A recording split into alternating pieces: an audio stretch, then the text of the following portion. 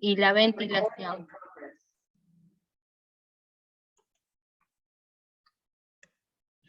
Es decir, la misión del sistema respiratorio, la oxigenación es la resultante de la captación de oxígeno desde el aire ambiental y su transporte hasta la sangre. Y la ventilación consiste en la eliminación de dióxido de carbono de la sangre, producto del metabolismo celular, y cedido desde la sangre a través de la vía aérea al exterior.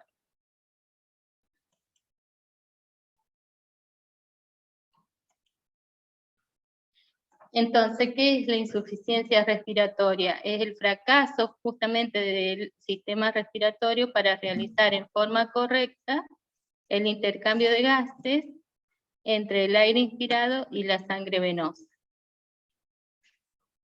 Creo que acá estamos bien, acá vemos un alveolo que ingresa el aire, el oxígeno, y sale el dióxido de carbono. El dióxido de carbono viene por la sangre venosa y el oxígeno atraviesa el alveolo a la sangre arterial. Entonces, en la insuficiencia respiratoria hay una falla en la oxigenación, es decir, hipoxemia, con una presión alveolar menor de 60 milímetros de mercurio, y una hipercapnia, es decir, una falla en la ventilación, con una presión alveolar de CO2 mayor de 50 milímetros de mercurio. ¿Voy muy rápido? No. Bueno, la etiología de la insuficiencia respiratoria puede ser extrapulmonar o intrapulmonar. Extrapulmonar, sí, vamos a ver si afecta el área, según el área afectada, vamos a tener insuficiencia respiratoria. Un traumatismo de cráneo puede dar insuficiencia respiratoria grave o leve. Un traumatismo, si el área afectada es el tórax por obesidad o un traumatismo torácico, va a producir insuficiencia respiratoria. Si la pleura está afectada por un derrame pleural o un neumotórax, va a producir insuficiencia respiratoria.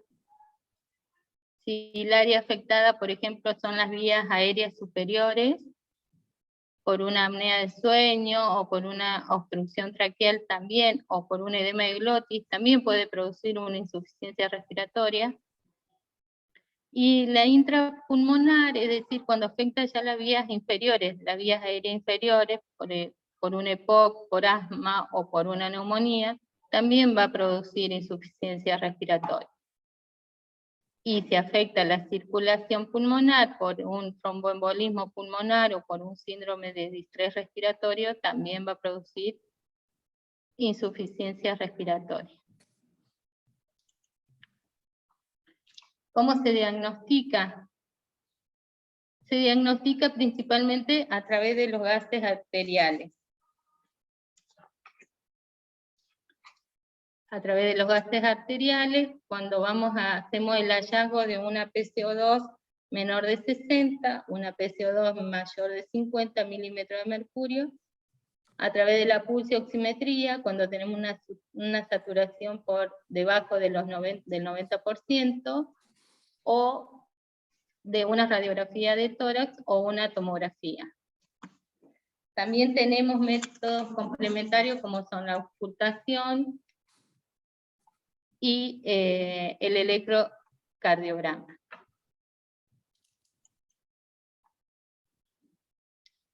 ¿Cómo se clasifican las insuficiencias respiratorias? Según las características gasométricas van a ser hipoxémicas o hipercápnicas. Según la etiología de la patogenia, va a ser aguda, crónica o crónica reagudizada. Y según las perturbaciones fisiopatológicas van a ser de tipo 1, tipo 2, tipo 3 o tipo 4. Las agudas son de aparición inminente, hay un pH menor del 7,35%, hay acidosis respiratoria, en las crónicas hay aumento del bicarbonato, y en las crónicas reagudizadas puede ser un EPOC reagudizado o una neumonía.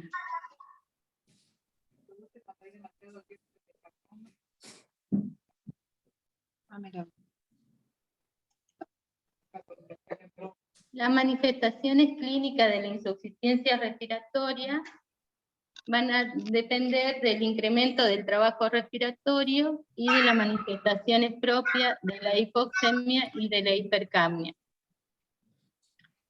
Las manifestaciones del compromiso pulmonar y multisistémico de la enfermedad de fondo, es decir, ya dijimos de que puede ser variada.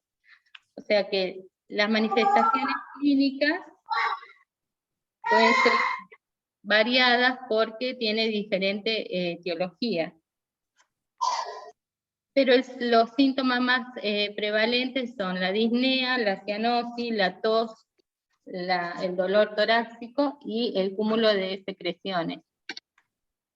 Tenemos manifestaciones respiratorias que debemos observar: la taquipnea, el aumento del volumen minuto, el aleteo nasal, el tiraje intercostal, la incoordinación tóraco-abdominal en la respiración, la cianosis central o periférica, la disnea y la auscultación pulmonar patológica.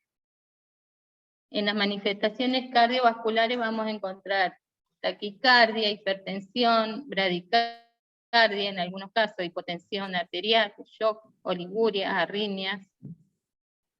Y en las manifestaciones neurológicas, con el cúmulo de CO2, vamos a encontrar inquietud, irritabilidad, cambio de conducta, somnolencia, agitación, confusión, y podemos llegar a encontrar al paciente en coma.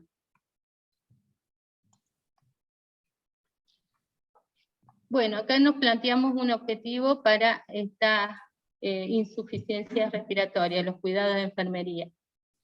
El objetivo va a ser priorizar las acciones de enfermería para optimizar la oxigenación y la ventilación.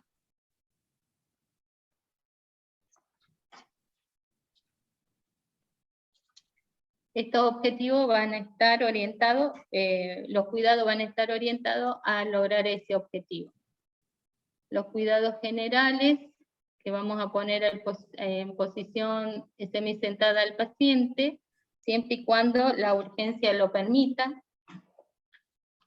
Vamos a vigilar el estado respiratorio y la oxigenación, es decir, vamos a valorar la frecuencia respiratoria, la profundidad de las respiraciones, el ritmo y la expansión torácica. Vamos a valorar si hay disnea y cianosis. Vamos a obtener un acceso venoso con un Avocat o un catéter 18 o 20. Asegurar un buen transporte de oxígeno a través de los distintos dispositivos, teniendo en cuenta que el oxígeno debe ser controlado en forma gradual para cambiar la CO2, para evitar la retención de CO2. El monitoreo constante de las constantes vitales y la hidratación y nutrición adecuada. Bueno, y en cuanto a los cuidados específicos, nos vamos a plantear en cuanto a la oxigenación, es decir, para lograr el objetivo, corregir la hipoxemia y conseguir una saturación mayor de 90%, vamos a utilizar diferentes dispositivos, puede ser de bajo flujo o de alto flujo. Los dispositivos de bajo flujo son las cánulas nasales, las máscaras máscaras simples y la máscara con reservorio. Estos dispositivos tienen como característica que la FiO2 no es constante, es decir, la fracción inspirada de oxígeno del paciente no es constante, es variable y proporcionan flujos menores a 40 litros por minuto. En los de alto flujo, los dispositivos que tenemos son la mascarilla Venturi, la Ventimax, que es esta que tiene el porcentaje que vamos regulando la CO2 y el flujo de oxígeno, y las cánulas nasales de alto flujo, que son las que utilizamos con los pacientes de COVID, que aprendimos a utilizar con los pacientes de COVID. La característica de esta es que de estos dispositivos que estas tienen una fracción inspiratoria de oxígeno constante, es decir, una FiO2 constante, y proporcionan flujos mayores a 40 litros por minuto.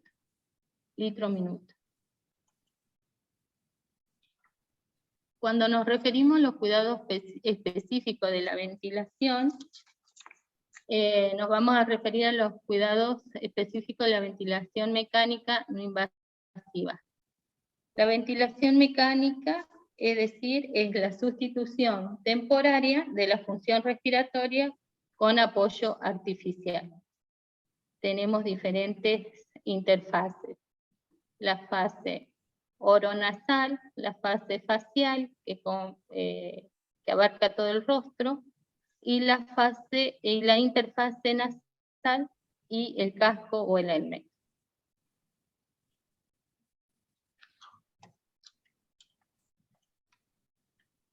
En la anterior vamos a decir que nos permite que el paciente esté despierto, nos permite que tengamos, que controlemos el estado de conciencia, a eso me refiero.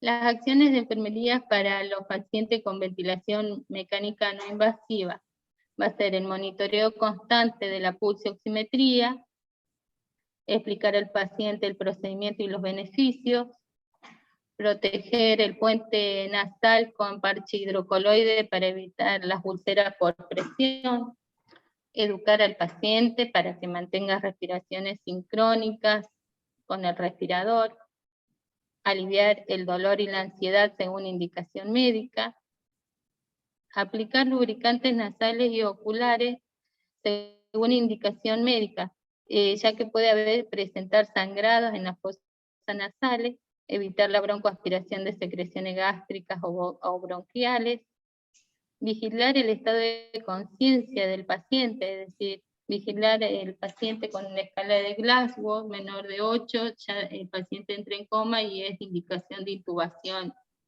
orotraqueal.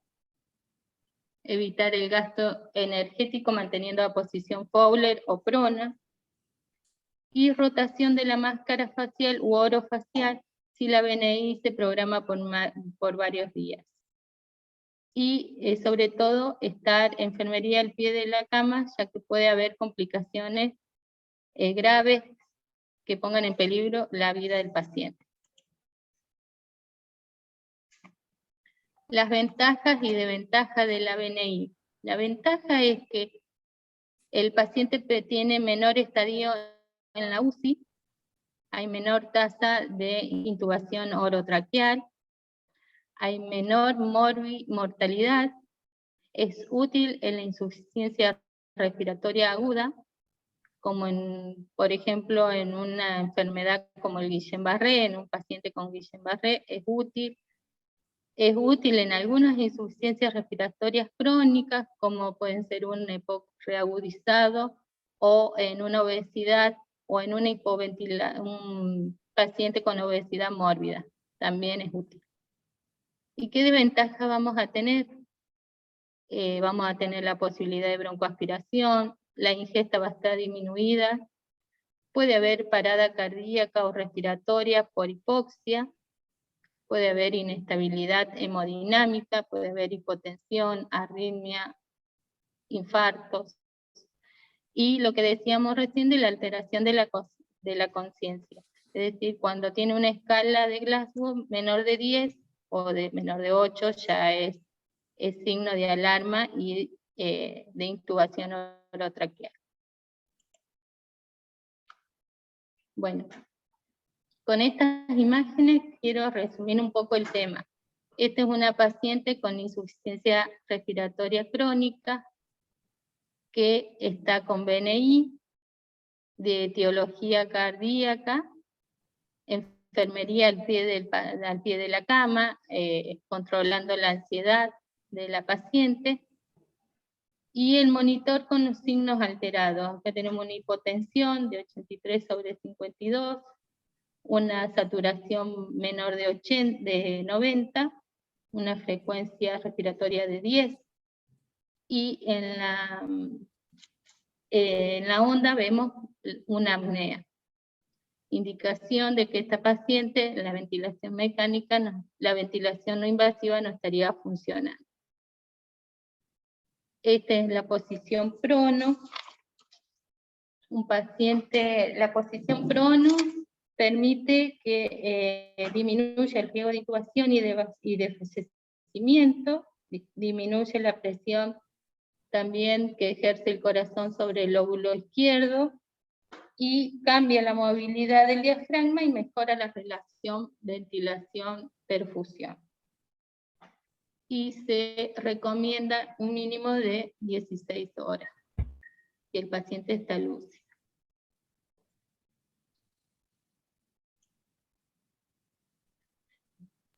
Lo mío ya estaría. Y bueno, la constante investigación es lo que lleva a enfermería a límites inimaginables, siempre observa e investiga. Es decir, que debemos estar siempre atentas a los cambios del paciente. De mi parte, ya estaría, Doc. Dale, déjame compartir a mí. Bueno, vos decime. Vos salí, saca tu Bueno, acá. power. Dale. Ok. ¿Se ve? Ahí está. Bueno, antes, buenas tardes. Antes de hablar puntualmente sobre parte, digamos, de las cosas que ya todos conocen con respecto al manejo de la ventilación, de los cuidados en ventilación invasiva y la profilaxis, digamos, de las neumonías asociadas a la ventilación mecánica, por sobre todas las cosas. Quería detenerme en 2 o 3 cosas que dijo Marisa, muy bien presentado, pero siempre haciendo hincapié en que hay que recordar que más allá de los diagnósticos clínicos, ¿no es cierto?, de los diagnósticos apoyándonos en métodos como pueden ser radiografía, como puede ser laboratorio con gasometría arterial, como puede ser una ecografía o cualquier otra cosa, siempre tengamos en cuenta al pie de la cama, la clínica del paciente y los signos vitales del paciente. Porque optar por una manera de aportar oxígeno como terapéutica al paciente que llega con diagnóstico de una insuficiencia respiratoria, sea cual fuere, hay que tener en claro que los pacientes cuando ingresan a la terapia intensiva, un alto porcentaje de ellos vienen al límite de su capacidad, digamos, de intercambio gaseoso. Llegan o hipoxiados, muy hipoxiados, con larga data de la hipoxia, o llegan hipercápnicos, con larga data de su hipercapnia, lo cual los lleva, digamos, a una situación crítica en donde a veces el solo hecho de tomar la conducta de indicar una u otra terapéutica con aporte de oxígeno puede ser suficiente para empeorar las cosas. Por ejemplo, cuando estamos ingresando a pacientes que son EPOC, o pacientes obesos, hiperobesos, o pacientes que vienen sufriendo un estado de shock asociado de la etiología que sea, el hecho a veces de utilizar algún sedante o exigirles que se muevan en el lecho o que se cambien de posición o que se suban al lecho o cualquier maniobra pueden ser suficientes para generar, ¿no es cierto?, una situación peor a la que el paciente requirió de terapia intensiva. Digo esto porque estas son cosas que habitualmente suceden dentro de las instituciones y que suceden a veces por falta de comunicación entre los distintos servicios, ¿no es cierto? O, por supuesto, entre los distintos operadoras, llamémosle médico, enfermera, nutricionista, kine, lo que fuera. Esto me parece que hay que tenerlo en cuenta y para ello nunca más útil que los 5 signos clínicos que uno debe controlar al pie de la cama, que son, ustedes los conocen perfectamente, y que son los signos clínicos, digamos, considerados como signos vitales, ¿no? Entonces, este es el primer punto como para tener en cuenta. Otra de las cosas que debemos considerar es que las cánulas de alto flujo, como bien los presentó Marisa, hay que empezar a acostumbrarse a manejarlos y a preparar bien, a preparar muy bien y mantener muy bien los dispositivos, porque yo le diría que con el paso del tiempo es probable que la ventilación por intermedio del alto flujo vaya de alguna forma desplazando al uso también de la ventilación no invasiva, de la manera que estamos acostumbrados a verla, porque bueno, tiene algunas cosas que le sacan ventaja, digamos, a la VNI, como por ejemplo, ¿no es cierto?, el estado de conciencia, el manejo, ¿no es cierto?, de las interfaces, por ejemplo, en los pacientes gordos, en los hiperobesos, en donde obviamente una cánula es mucho más acomodable, digamos, en un gordo que una máscara, ya sea, ni hablemos de los helmets al respecto.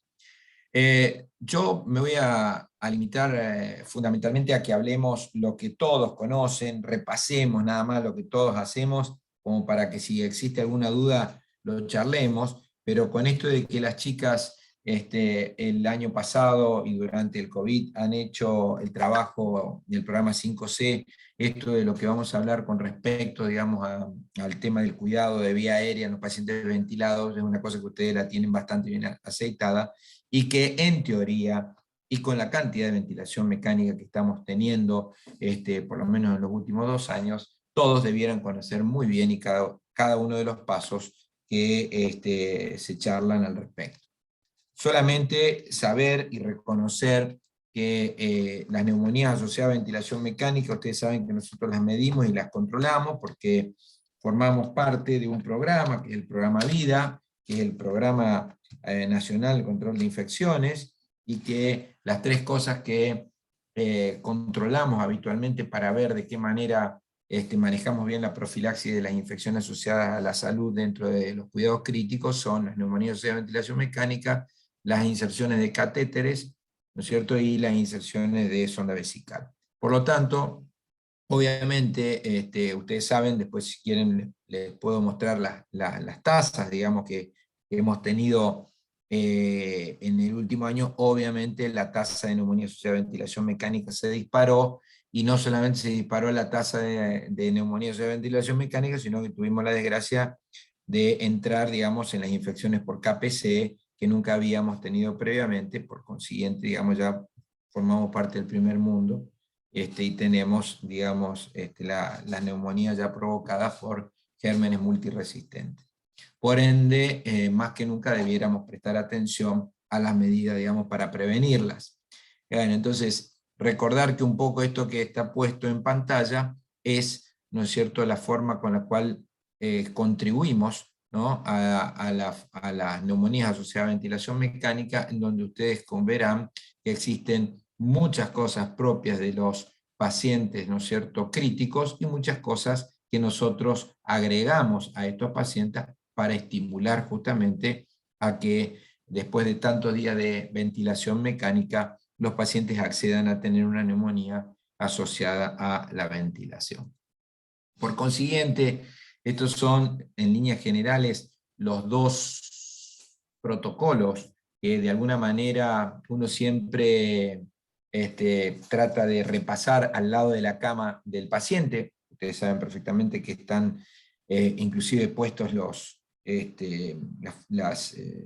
algoritmos de trabajo en la cabecera de la cama, solamente para que vean, no hay prácticamente cambio, no hay diferencias entre el Choose No VAP y el FACUBIT, prácticamente no existen diferencias. las dos utilizan y tienen en cuenta las mismas, los mismos cuidados, ¿no es cierto?, como son la presión del manguito de neumotaponamiento, la posición de la cabecera de la cama entre 30 y 45 grados, realizar una buena higiene bucal, obviamente alimentar a los pacientes a través de sondas nasoenterales y no nasogástricas, por eso que en esto, acuérdese siempre que cuando uno ingresa a un paciente a ventilación mecánica y está programada una ventilación mecánica por más de 3 días, ¿no es cierto?, y no tiene motivo ese paciente de tener que aspirar secreción gástrica, porque no tiene patología del tracto gastrointestinal,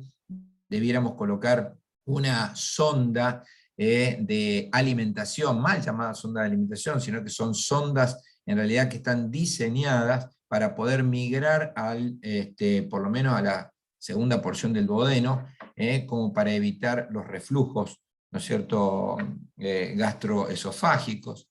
Obviamente realizar la aspiración de secreciones con sistema cerrado, ya no se acepta la aspiración de secreciones con tubos abiertos.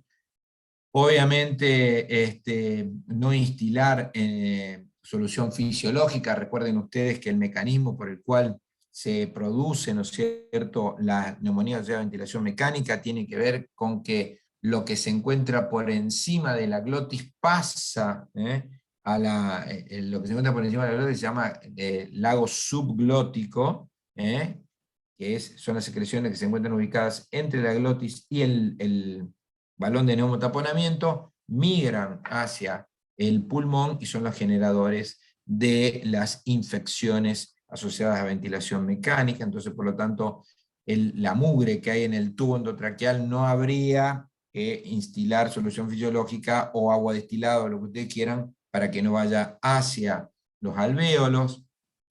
Obviamente la ruta digamos, de intubación, la mejor es la intubación orotraqueal, no la nasotraqueal. Los circuitos ventilatorios ya saben perfectamente que no hay que cambiarlos, salvo que uno los vea macroscópicamente mugrientos, sucios. Cada cama debiera tener su bolsa de ventilación en máscara reservorio o bolsa, conector de tubo endotraqueal. Por supuesto, el recordatorio de lavarse las manos, y en FAST-UD solamente también tienen en cuenta algunas otras recomendaciones, como es, por ejemplo, una buena analgesia, que eso es un tema que obviamente los médicos debemos charlarlo todos los días para proseguir cuando el paciente está dolorido, o bien para ir retirándolo cuando se lo puede hacer. Recordar el control de glucemias, y recordar que el control de glucemias uno debe ser estricto, entre 140 y 180, esto es lo que dice la última guía de sepsis. La sepsis 3 ya recalca que los límites aceptables en los pacientes críticos debieran estar entre 140 y 180, menos de 140 apagar las bombas de insulina, más de 180 hay que tratar, ¿no es cierto?, de manera agresiva. Estos límites, recuérdenlos, tienen que estar bien claros, porque enfermería en esto cumple un rol fundamental en avisar, en pedir permiso para encender una bomba o para apagar una bomba. Y recuerden que muchos pacientes salen mal de las ventilaciones mecánicas a veces porque esto no se controló. Por supuesto, el control, digamos, de las catarsis, cosa que, como ustedes saben, nosotros le ponemos, ¿no es cierto?, catárticos habitualmente, pero son ustedes las que llaman la atención cuando el paciente no evacúa. Ahora estamos viendo mucho, desgraciadamente, el tema de constipación por el mayor uso de morfina, y aparte de los neurobloqueantes. Por supuesto, siempre revisar los catéteres, ¿no es cierto?, la desescalación de antibióticos, que ahora, como última novedad, también en la última guía de sepsis 3, es que prácticamente ya no deberíamos estar usando asociación antibiótico para el tratamiento de los gram negativos y menos para los gram positivos. ¿Qué digo esto? Que bueno, estamos acostumbrados habitualmente de poner piperatazo amicacina, por ejemplo. Bueno, ya frente a la obtención de bacteriología, directamente tenemos que acostumbrarnos a usar un solo antibiótico para el tratamiento de esto. Esto es nada más que para que justamente recordar, y una de las cosas que dijo Marisa, es decir, siempre se debe hacer al lado de la cama. Siempre la buena enfermería, como la buena medicina, se hace al lado de la cama. Bueno, el tema Roy, ¿quieren que nos desconectemos y nos volvamos a conectar, que se está por cortar ya? Bueno, dale. Menos de un minuto. Dale. ¿Eh? Dale. Al mismo, Dale. al mismo link. Dale.